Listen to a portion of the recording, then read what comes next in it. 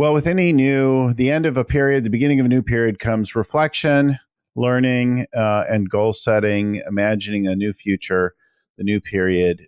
So today's show is really all about that. What's our process? What are all the things that we're thinking about, that we're hearing from clients and companies that we work with? We have a very special guest on the show today, Verne Harnish, the creator of the whole Scaling Up framework and noted author, all-around business guru. Verne Harnish on the show today, talking about the next year, the next period, what's coming, and how to complete the last year and transition into the new year.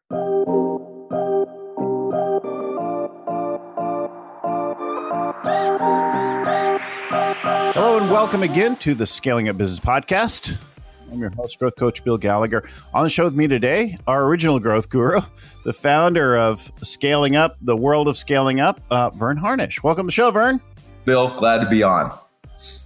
So it's the holidays. We've all just had our Christmas and Hanukkah and whatever else that you celebrate. And you're in Colorado now, right? I am. Are you have you done any skiing or anything like that? No, doing everything I can to avoid skiing. It's too cold.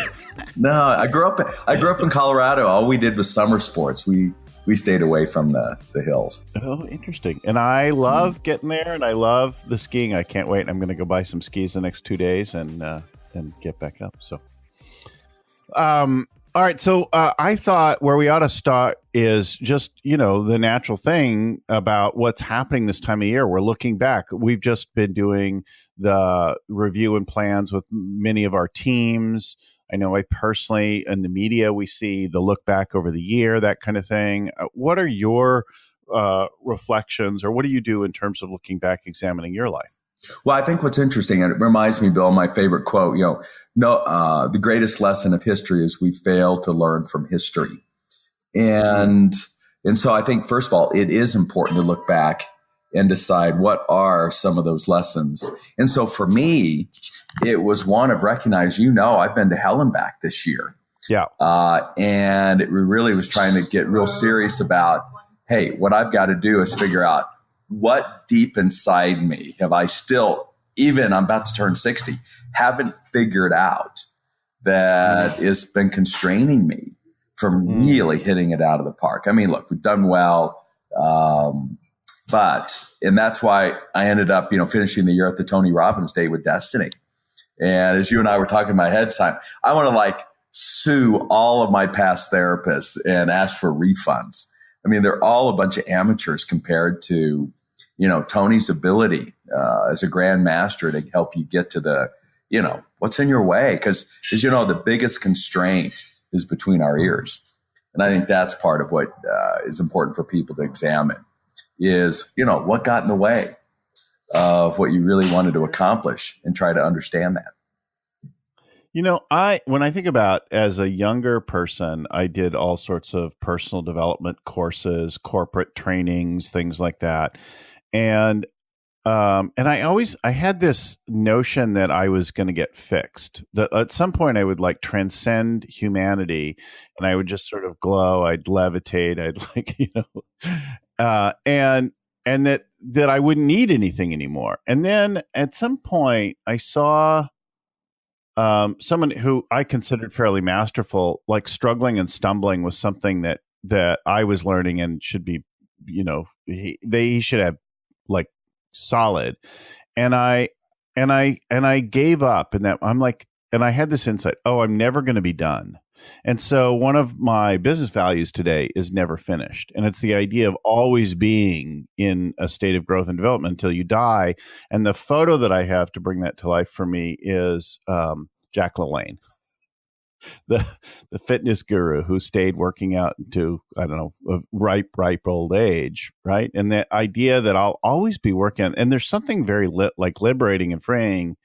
As I look back in the year and examine my year, I look at my calendar events, I look at the things I count, but I also look at my photographs because today most of us take pictures on our phones, and then that catalogs them in a photo stream, and you can sort of flip through those and remember stuff that sometimes they feel like they were a long time ago, and you don't realize that all that happened this year.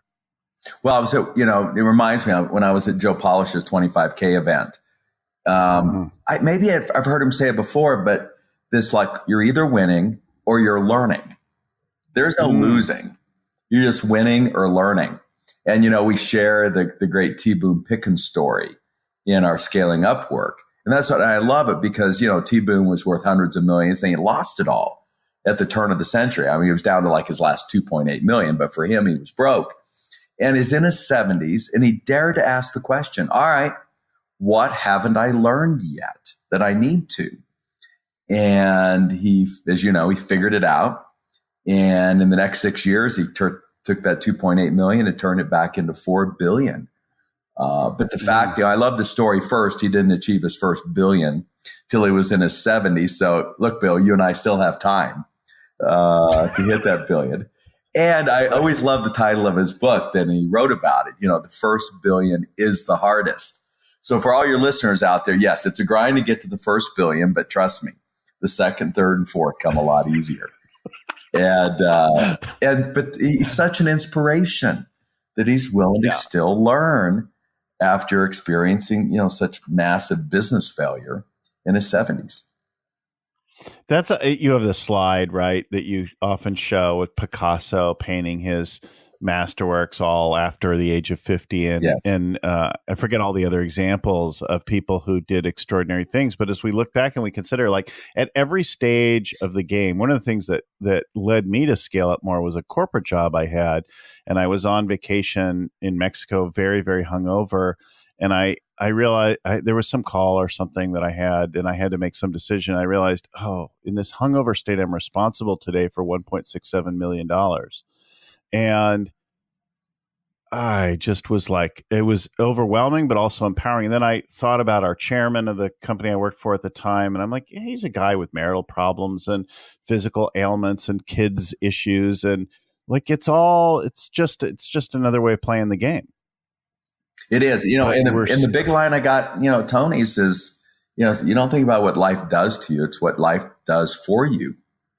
And as long as everything you view has been done for you, and your job is either helped you win or helped you learn on what's going to take for you to win, whatever winning is for you. So it's been a great learning year. And I'm super excited now to look forward, because that is what most entrepreneurs love to do, is we like to keep our heads. You mentioned photos. Everyone's like laughs at me, but I have like no photos. All the, famous entrepreneurs I've had a chance to meet and spend time with and all that, I have no photos with them, because I'm not a guy that actually cares to look backwards too much. You're on to the next thing and so on, right? You bet. Yeah. So we want to be informed by the past. We want to learn from it. We want to make our peace with it and then be ready to move on. And you're having some change of thoughts of imagining the future. I think that one of the things that I have always really loved to do is to imagine a future and sort of invent directions or things that I want to accomplish. And some folks are really rabid about breaking them down into steps and things like that. And you're having a little change of heart about envisioning something, right? Well, it's what I've gotten a little rabid about is, first, I think there's no doubt if you're not figuring out your business plus artificial intelligence or machine learning, you're going to get replaced by some 22-year-old who does. It's the hottest topic in this 2018 moving forward. And what's interesting is the real barrier to implementing this is cultural. And the cultural barrier is all this objective setting that we've got obsessed with. And it really drives into a broader topic about the need to bring both the masculine and the feminine. It's not a man-woman thing. It's a masculine and feminine thing into the business world. And we've been driven for so long by a masculine approach, mission-driven, objective setting, where in reality, and we had a great speaker at this last summit who shared the fact that if you really look at your life and where you are today, I guarantee you it wasn't because of any objectives you set. It was more serendipitous in nature. And it's the serendipitous discoveries that end up really being the massive breakthroughs that drive our lives and our companies. And so I'm reading this book called Greatness Cannot Be Planned. And the point is, look, you don't give up objectives. They're very powerful in the short run. Back to the original Rockefeller habits. The night before, figure out the next day, what are the 5 things you're going to do? And what is number 1? And don't go to number 2 until number 1 is complete. So it really is that idea. If you can get one important, not urgent, important thing done every day, you're going to be way ahead of the game. So objective setting in the really short run, the sprint, if you would, the 1 or 2 week sprint of Silicon Valley that drives that entire region. But you really are, in some sense, dangerous to yourself to think that you can have 3-year objectives. This whole, every day I'm more and more convinced this idea that you ought to be sure where you're going to be in the next 3 to 5 years is very limiting. And this book makes a great case for that. So I think, look, I come back. There's 2 things you need to be sure of. Where you're going to be in the next 10 to 25 years, that standard, big, hairy, audacious goal. What's the hill you want to take? And then what do you have to do next? And everything else in between really is a wild ass guess. And the more that you can allow yourself to be open to what do I need to learn? What's life teaching me right now? And serendipitously, what do we need to do next? I think you're going to get further faster. And I think have a lot more fun. Well, I got years ago, I ran a BHAG for some years, and I had a very specific date, number, and all these kinds of things on it. And I've since learned not to do a BHAG the way we did it. Now, it lit some of us up, but the first thing is that our BHAG, at least in the beginning, was financial, and I've learned since that the people that really care about the financial BHAGs tend to be the owners of the company and their spouses, and almost nobody else. So the more purpose-oriented kinds of BHAGs tend to be. And then the other one that surprised me in that 10-year thing that you just spoke to is that I had a specific date. So instead of saying, we're out to conquer this mountain and, it's a 10-year plus goal, we had a specific date, like 2010, it's going to be this. And as 2009 kicked in, we were deeply depressed by the whole thing and threw it out because we're like not even in the ballpark, especially 2009 was a year after things melted down or in the middle of the meltdown, right? So I think that like setting aside the exact path to those long-term things, we envision it. I created this BHAG for myself to help 5 million business leaders. And the main thing that it said is that I'm not going to achieve that by just coaching 10 companies of 10 leaders at a time. I've got to do other kinds of things like this podcast or whatever, where I reach a bigger audience. So as you're looking ahead then, how are you imagining and creating, what do you do for the next year personally and with the business? Well, there I think you can you can start to dial it in. Like, so I've set one both personally and professionally for 2019. And it's been fun as part of our form process is to hold each other accountable then on a monthly basis to that one thing. And then you kind of work backwards. So I think you can generally have some visibility about 12 months out and then be real crystal clear what you've got to do over the next 90 days. And that I think is the important part of the plan that everybody ought to be getting down and writing here for 2019. So on the minds of every one of my teams this year is what's happening in the economy right now. The feeling that we're overdue time-wise for a down cycle, seeing all these signs of softening, instability politically, trade, et cetera. What about planning for that? Thoughts that you have about that when that arrives, all the world of that? Well, I think first of all, Bill, in all seriousness, I think it's a mindset issue. And I like to remind everyone, we've got an $80 trillion global economy this coming year, up from $35 trillion at the turn of the century. I mean, it's been a great run. And if we had what's considered a great recession, that is the global economy dropped by 5%, we'd still have a GDP that's greater than what it was last year. And if you can't figure out how to make $1 million or $1 billion out of an $80 trillion global economy, it's your fault. So it is, and I've been opening up with this slide that shows this horse, standing on a Model T, and the idea that the automobile was to put the horse out of business Yet last year, it was a $300 billion global thriving industry, the equine industry. And so there are no bad industries. They're just bad leadership. They pivoted from transportation to entertainment, and it's thriving. And so I think first is a mindset that there's plenty of business to be had out there. And that what I love during a recession is it cleans out the riffraff. It gets rid of the weak, those ankle biters that just kind of irritate you in the marketplace. This is the time to take them out. And you can get assets for half price. The key, though, is to load up on cash. And I think one of the big reasons why the stock market is down so much, a lot of folks don't realize that there's these opportunity zones that got passed this year that allow the baby boom to pull their money out of the stock market tax-free. It's like the biggest going to be, redistribution of wealth in the history of our country. And the smart folks right now are massively loading up on cash and praying and forcing a downturn so that they can take advantage of the weak and the poor. And that's just the circle of life.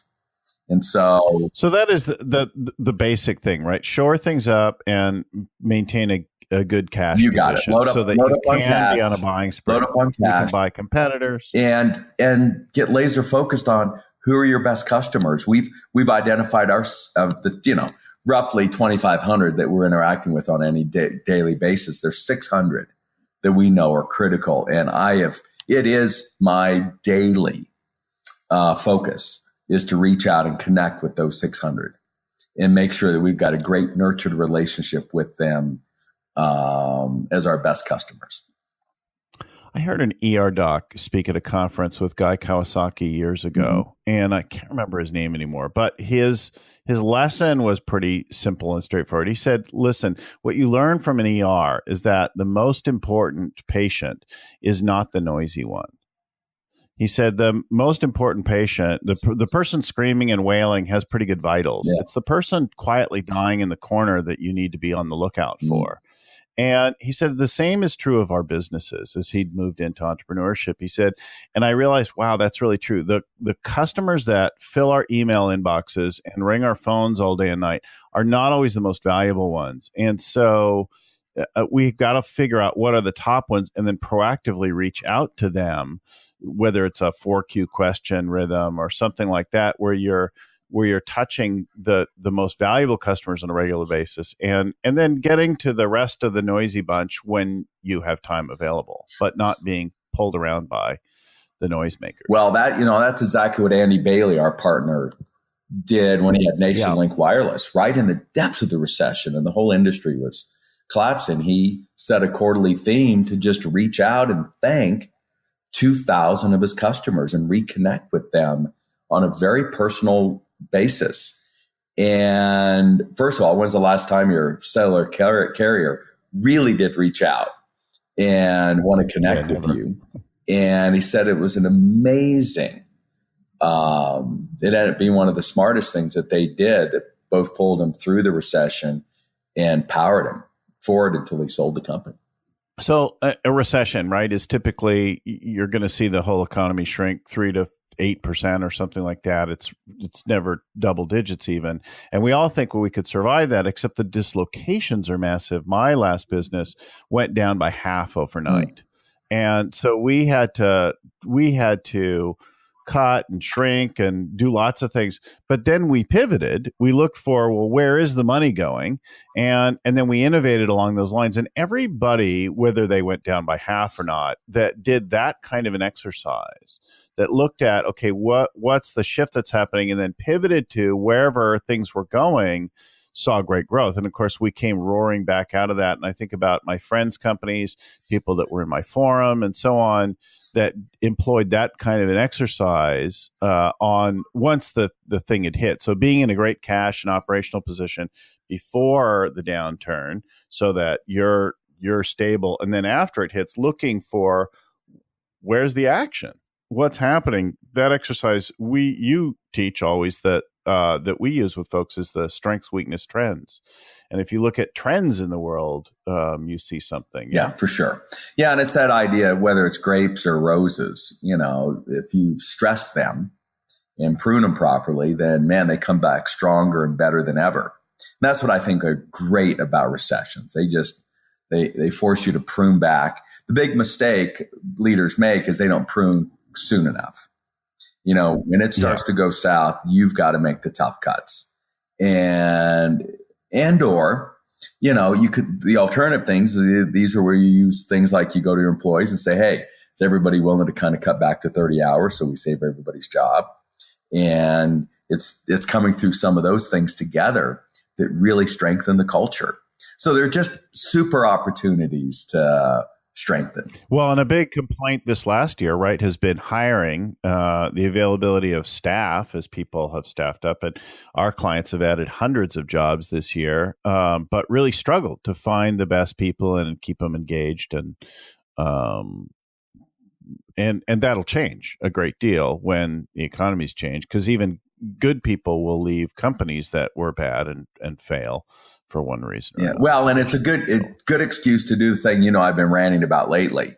I think I was sharing with you as we were prepping this. If I read one more article or one more book that references that old Gallup study, or they update it every year, that, there's only 19% of your workforce that's engaged, I just want to stab myself.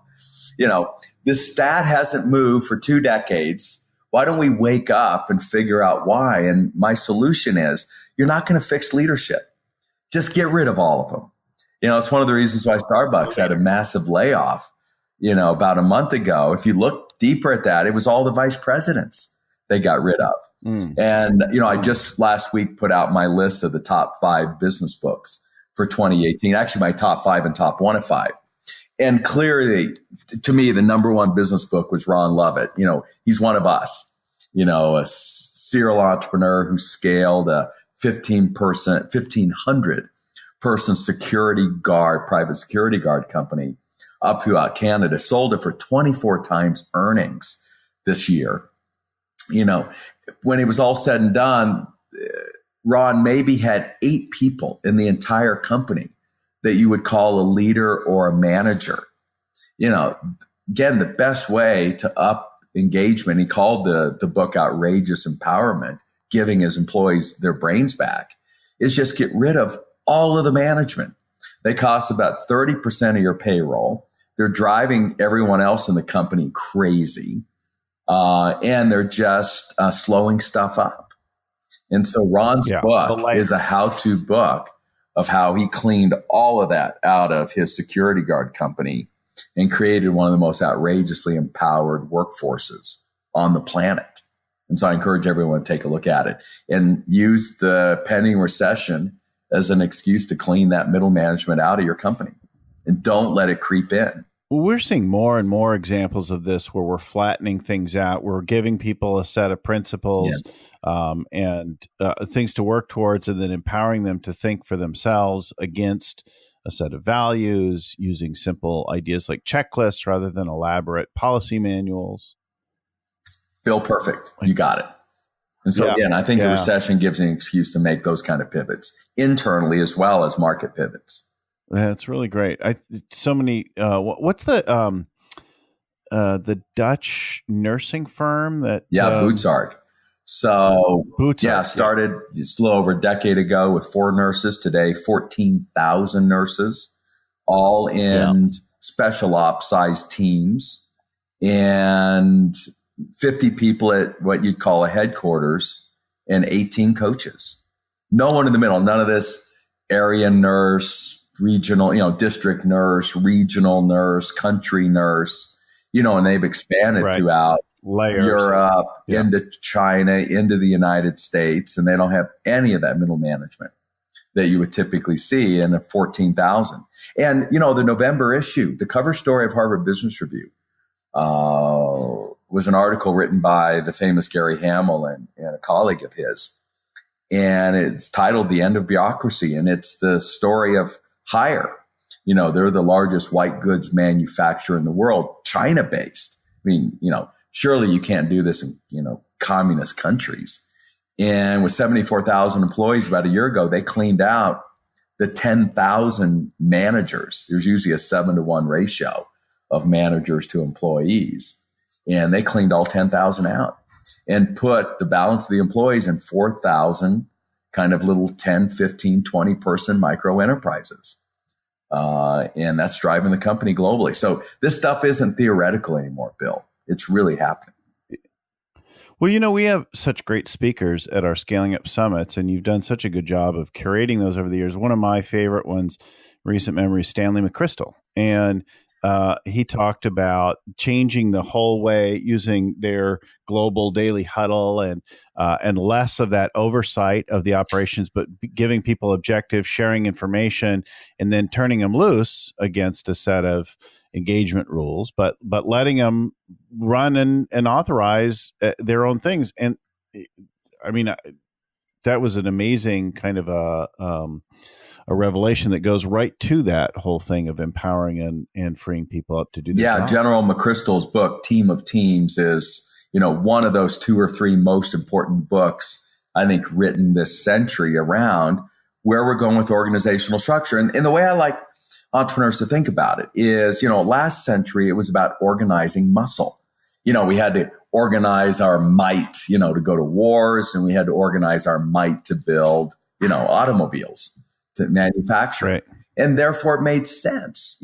Form and function need to match. And so our organizational structure mirrored that of our skeletal system. There was the head and the shoulders and the arms all the way down to the fingertips and toes that were the front line where the rubber met the road. And that really worked well. The problem is we're now in a century where we've pivoted from our backs to our brains, from our muscles to our mind, but our organizational structure didn't change. And today we need to be structured more like our brain is, just kind of this, multi-cross wired set of nodes that are multiply, parallel processing decisions that need to get made without a whole lot of hierarchy. And so these organizational structures that General McChrystal created for our military, Boutsard created for these nurses, and Ron Lovett did with security guards, mirrors the fact that we're doing brain work today, really, instead of back work. We had also Dr. Thompson talking about the approaches in nature, like how ants organize, and looking at that. I mean, we think of a guy like Stanley McChrystal and masculine and military and hierarchical. Of course, he was talking about deconstructing that. But then we also look to nature and we see the same kind of thing, don't we? Yeah. Thompson's book, Teeming, Teeming, I considered one of the top books written last year. And her 5, what are kind of, aspects of these super organisms that have survived and thrived for millions of years, literally are the recipe for how we ought to be structuring and running our organizations in the 21st century. And so I'm just super excited. There's so much new with machine learning, organizational structure, and finally bringing the feminine energy of serendipity back into our companies as we move forward over these next several decades. I've been working with a writing coach for the last little bit on a book that I'm working on, and looking continually at unifying masculine and feminine, men and women, bringing more diversity is only in every single case improving the quality of our decision making, the creativity, the competitiveness, evolving the way that we do and think about business. Yeah, as we wrap here, Bill, it ultimately comes back kind of your first question, which is, where are the constraints? And a lot of them are, first of all, between our ears. And a lot of the constraints are just as you described. And as we begin to kind of remove those, and one of those, and to me, the ultimate constraint is you thinking that you alone have the answer.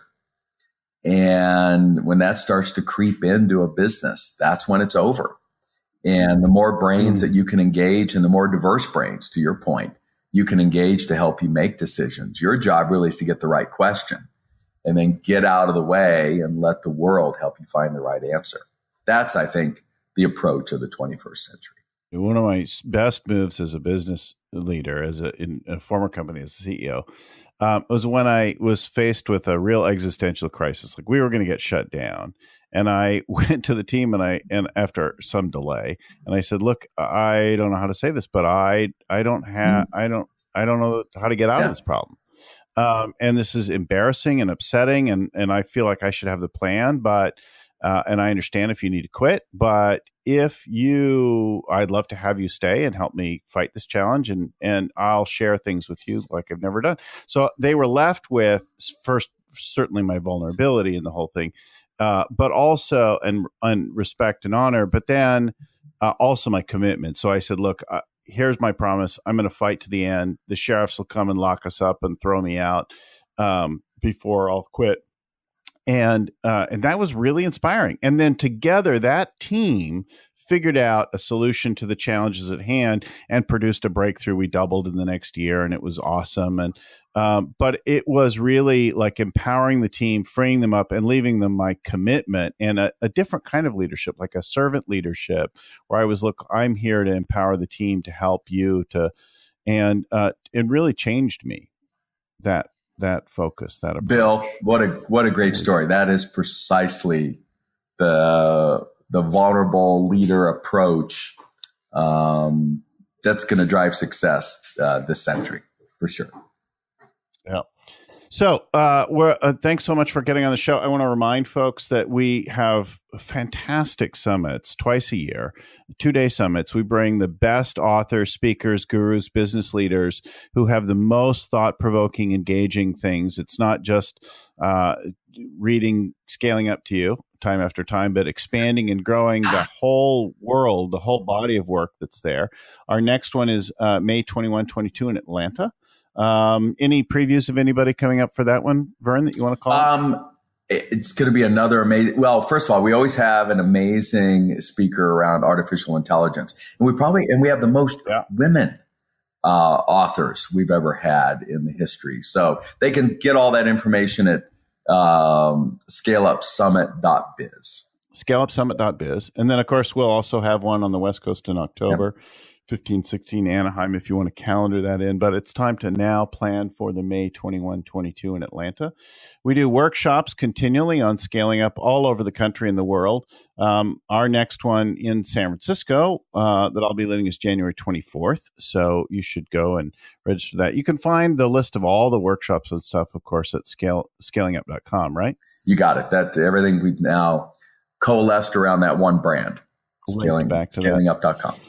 Well, thanks again so much. I know everybody's thinking about and planning the next year for themselves personally and for their business. And whether it's the next year, the next quarter, this process of imagining and creating your future is core to scaling up. So thanks again for spending some time with us and our listeners today, Verne. You got it, Bill. Well, I want to give special thanks to Verne Harnish for joining us on the show today. Our show is produced by Crystal Carson, audio production by Podfly Productions, and audio editing by Albert Burge, which is show notes compiled by Ein Codina, and proofread by Tim McGowan. If you got some value out of our show today, please, share it, like it, pass it along, share it with somebody else so we can help more people. If you'd like to find our free tools, downloads, and subscribe, go to scalingcoach.com, where you'll get all the information. We put out a show like this every week, so go there, scalingcoach.com. You can also drop us a line, info@scalingcoach.com. Tell us the parts that you loved so we can give you more of that. Thanks again for listening, and keep scaling up.